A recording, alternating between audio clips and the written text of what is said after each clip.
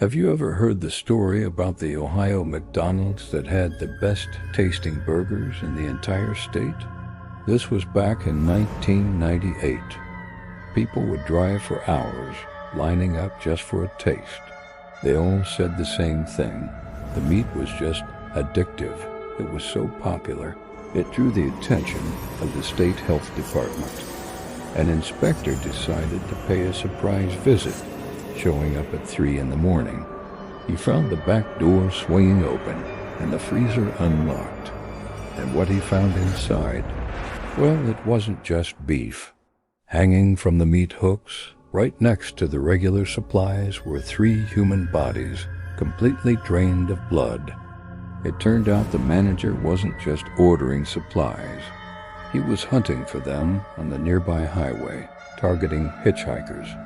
The police shut the place down immediately, but the manager was never found. The most chilling part? They estimated he'd served over 5,000 customers before he was caught. Imagine how many people took a bite without ever knowing what they were really eating.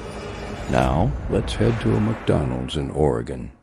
A janitor named Mike was closing up shop by himself around 2 in the morning.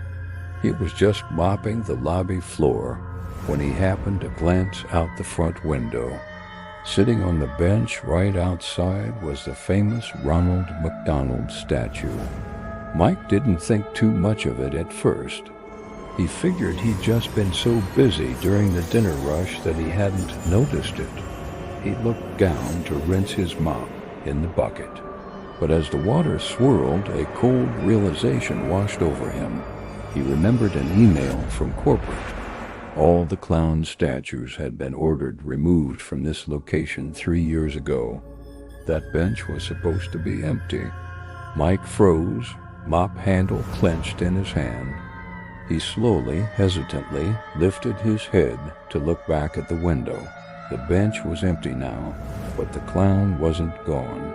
It was standing right there, pressed against the glass door, its painted smile inches away. He could see its breath fogging up the glass. Mike scrambled backwards, heart pounding, and locked himself in the walk-in freezer, frantically calling 911. By the time the police arrived, the figure was gone. But when they inspected the front door, they found one piece of evidence left behind: a greasy red smear all over the handle. Our last story takes place in Liverpool. Back in 2011, a mother decided to treat her daughter to a Happy Meal. When her daughter opened the toy bag, it wasn't one of the current promotional toys. Inside was an old gray plastic doll. It just looked wrong. Its eyes were painted completely shut, and it had no mouth. The mother, feeling uneasy, tried to take it away, but her daughter had already squeezed the doll's stomach. A grainy, digitized voice crackled from a tiny speaker inside the toy. It whispered just 6 words. "It's so hot in the car, Mommy." The mother snatched the doll and marched right back to the counter. When the manager saw it, his face went completely pale.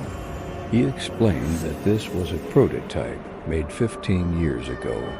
It was a toy that was never, ever supposed to be released. The entire line was canceled after the toy's designer suffered a terrible tragedy. Their own child had died of heat stroke, forgotten in a locked car. The toy was meant to be destroyed.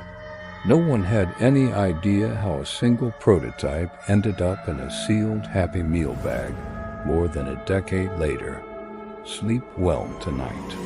And if you enjoyed these stories, be sure to follow for more.